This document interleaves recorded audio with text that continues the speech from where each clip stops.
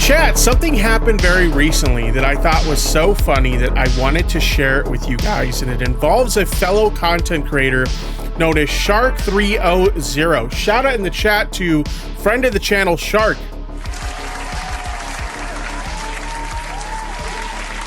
If you're not familiar with Shark, I highly recommend checking out their content. They do good stuff. They're a streamer. They stream on Twitch. They upload videos to YouTube, and just all around, they're a genuinely great creator. Highly recommend them. So, Shark started tweeting, teasing about something that was going to be happening soon. I remember seeing these tweets and thinking, ooh, this is kind of exciting. I wonder what they got going on. So they tweeted, so excited to meet a friend of the stream. Oh, shit. Oh, shit. Let's see what we got here. We got a picture here of, we got some sports logos there or whatever. I couldn't really tell what was going on. Looks like a line of people. And then they took a picture of themselves looking real swag, right, chat? And then this one went out. And my response was, I know I just played the sound, but I got to play it again because this was literally my response when I saw this picture. Oh, shit. Oh, shit. Oh, shit. I have a question for you, Mr. Walsh. So we've seen a lot of these like political figures, especially like right-leaning political figures, will go to these like events where they'll take questions from people in the crowd. And apparently like Shark was able to attend one of these and ask Matt Walsh some questions. And so I decided to take a look at this. But before we take a look at the actual conversation, this brief conversation between Matt Walsh and Shark, I wanted to fill you guys in on some statements that Matt Walsh has made in the past. These will be relevant when we take a look at what Shark had to ask him. Now, some of you guys in the chat may already be familiar with some of this stuff, but I want to play this clip for anybody who may not be familiar. Before we actually play the clip, it is not. In fact, let me skip ahead a little bit. Oh, that's really loud. Ever since the beginning. Let me turn down the audio on that because that's kind of loud. I actually want to read this caption on the screen. Unearthed Matt Walsh rant advocating for the impregnation of 16-year-old girls because it's, quote, when they're technically the most fertile. Oh, shit. Oh, shit. Oh, shit. If you've ever heard left-leaning people refer to Matt Walsh as Map Walsh, this is where this comes from. He claims it's not a teen pregnancy problem, but a non-marriage problem via Media Matters. Okay, chat, I want to play this clip for you guys so you can hear Matt's argument. This is going to get interesting. Here we go. It is not. In fact, ever since the beginning of time, teenage girls have been getting pregnant. It used to be more common. The peak, ever since they started keeping records of these things, which they only started doing recently, like in the 20th century, but ever since they started keeping records, in 1957 was the peak for teenage pregnancy. 1957. Not 2009, well, back not then, today. All of them were supposed to have kids. Like, that's when you had kids. That's my point, okay? So to all of a sudden act like this phenomenon of girls getting pregnant at a young age that we consider young, 16 or 17, to act like it's a new thing is ridiculous. It's always been that way.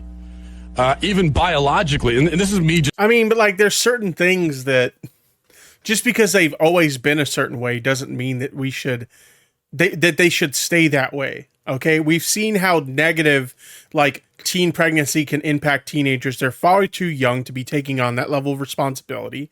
It negatively impacts them later in life in terms of finances and various other things, right? So like just because something may have been the norm or even more common back in the day, it doesn't mean that that should maintain like some level of like normalcy, right? We should be making efforts to ensure that these things don't happen. Anyway, just stating, I'm just right now I'm going to start by just stating facts. So fact number one, it's not a new phenomenon. Fact number two, in fact, it's a phenomenon that was more common earlier in history, and for the first 6,000 to 10,000 years of human existence, it was a normal thing. Fact three. You also have to remember that like way in ancient times, like people didn't live as long either. They had a much shorter like life expectancy. So a lot of people would do things like get married and have children and stuff like that much longer. But like we're living longer, healthier lives now. And so like we've decided in society that maybe it's not appropriate for someone who's underage to be having sex with older people. And maybe it's not a good idea for somebody who's underage to be having children.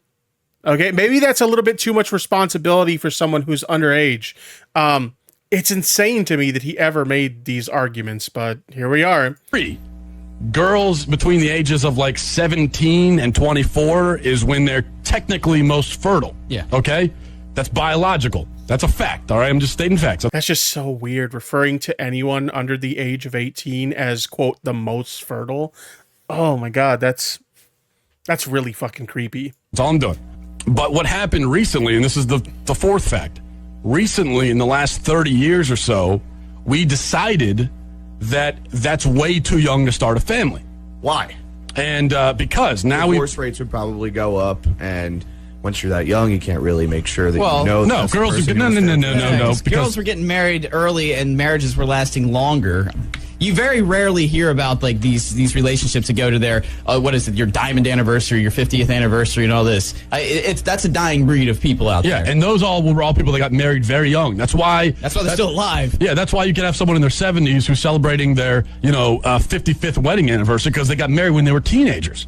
So what I'm saying is that the problem is not per se teenage pregnancy; it's unwed pregnancy. That's the problem in society. So was he advocating for teenagers getting married and getting knocked up?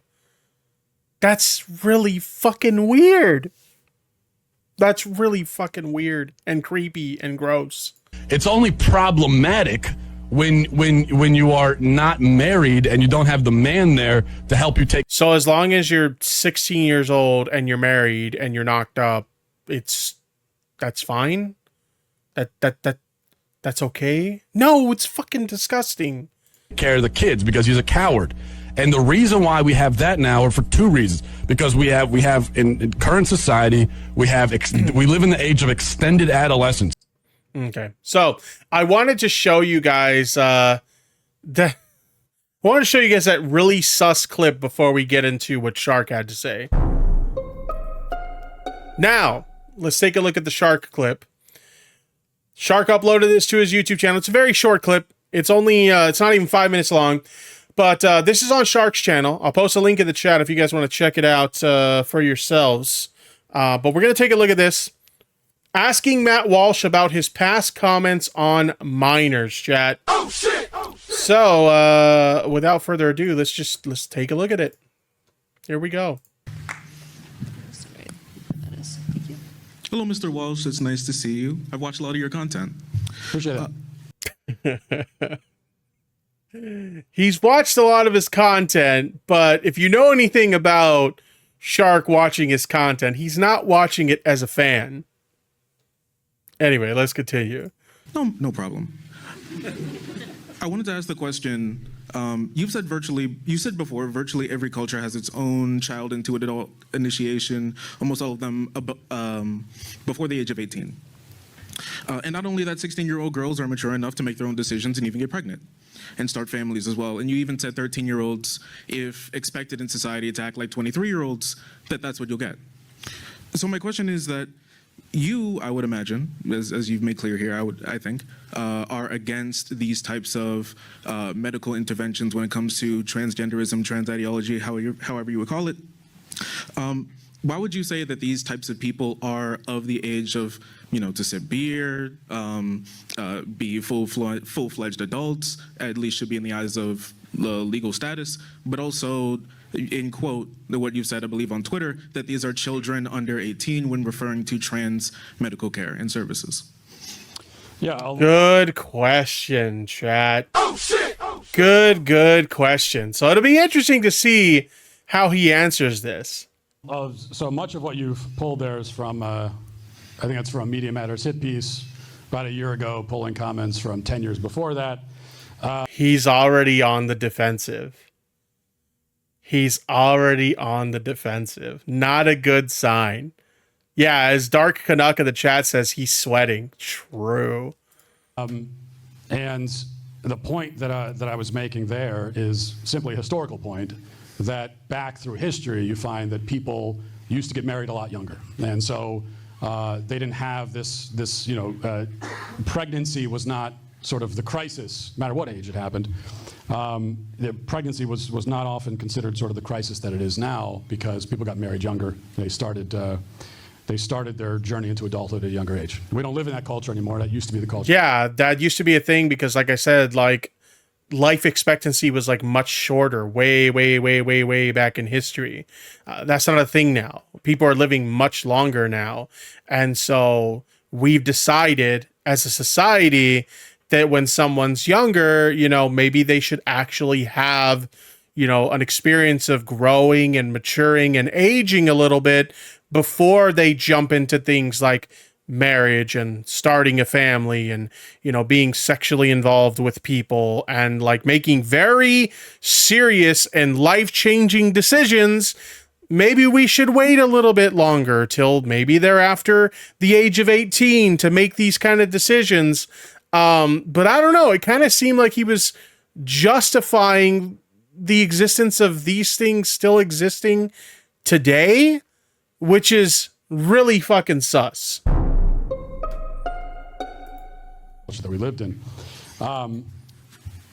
And we also live in a culture now where we have this kind of extended adolescence that goes beyond the age of 18 and even up to 25 and beyond, where we treat even adults like they're essentially children, which I've talked about as well. What does he mean by that exactly? Like this whole like extended adolescence shit. Like, is he just saying that like people are very immature even in adult ages nowadays? Or is it just he views them as immature because they don't agree with his worldview? Interesting. So we don't want to treat adults like they're children, but we also have to understand the psychological capacity of actual children, which is why performing a life-altering surgery on a child or giving them, for example, cross-sex hormones, which can happen at the age of 14 or younger, which sterilizes them. I see so many people refer to like, life-altering surgeries when talking about like gender-affirming care for like trans kids, for example. And like I have spoken to at this point many advocates for the rights of trans people, including trans children, and literally none of them are advocating for things like bottom surgery for trans kids. So I always laugh when I hear these like far-right conservatives talking about, oh, well, I'm not in favor of, surgeries for kids. And it's like, well, neither are we. We don't think that that's appropriate either. Obviously we disagree in regards to things like puberty blockers and the use of hormones and stuff like that. But we don't want them to give children bottom surgery either at an age where they're like not yet an adult. We don't agree with that either. So it always seems like they're shadow boxing an argument that even the most staunch like supporters of trans rights, including for trans youth, these aren't arguments that we're making. You're fighting an argument that doesn't exist. What you're making life-altering changes to their body, but they're sacrificing things about themselves that they can't possibly understand. Like they're making decisions that aren't really decisions because they're not old enough to make them, but they're making decisions for kind of the older version of themselves. Okay. So at the age of 14, that's another thing is like, these children, when you're talking about trans kids, they're not making these decisions alone. Right? Like these are decisions that a healthcare professional are very much involved in when these decisions are being made, and their parent or guardian is involved in these decisions as well. So like, again, a lot of these like far-right conservatives like to make these arguments as if it's like, oh, the kid is deciding this stuff for themselves, and it's not exactly the case. Their parent or guardian and their healthcare, professional, the person who's their doctor or whatever, is very much involved in these conversations as well, but anyway. I know I'm saying a lot more than you needed, but at the age of 14, the child is making the decision that I'm never going to have kids again in the future. And yeah, at the age of 14, That's another thing too, is like there are options for, like, let's say you transition. There's options for you to, if you're going like female to male, you can, preserve your eggs if you decide to have, children in the future. Or if you're going, male to female, you can, preserve your sperm so that you can try and have children. There are ways that you can transition and still have children in the future. Like, this isn't something that's like not, there are options there, basically. There are options available. So to pretend like this is like completely preventing you from ever having children in the future, it's just not the case. you might think that. When I was 14, I thought that. When I was 24, I thought I'd never have kids. When I was 26, I had 2. Now I have 6. So kids at that age are not equipped to make those kinds of decisions. Okay, but my question was more of, you just now, you called them kids, but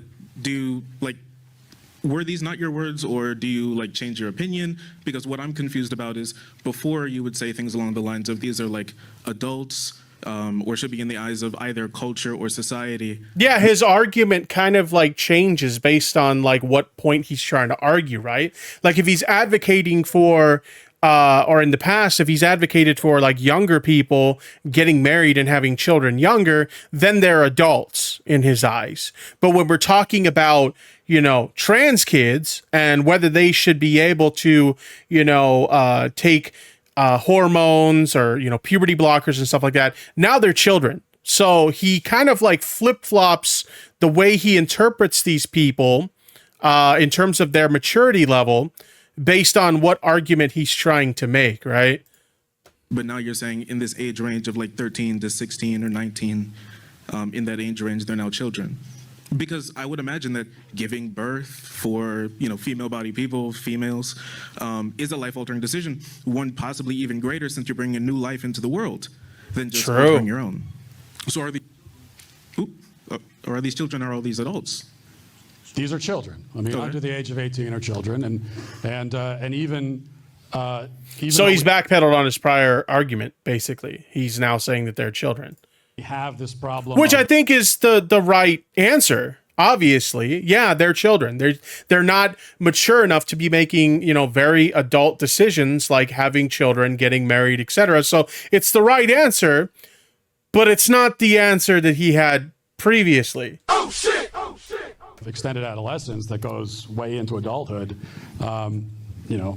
Really your prefrontal cortex is not fully developed until you're 25. Okay. So even in specifically, marriages between these people and giving birth, you would say that's still child pregnancy, and those are children giving, making that decision and giving birth? Yes, I'm against child pregnancy, if that's your question. Okay. Look at hold on. Let me run that back again. Hold on. Child pregnancy, if that's your question. Okay. Look at the look on his face. He's so annoyed, chat. He's so genuinely annoyed by Shark for bringing up this argument on a live fucking venue. Oh shit! Shark genuinely got under his skin. Chat, I need you guys to do me a favor. Can we get a round of applause in the chat for Shark?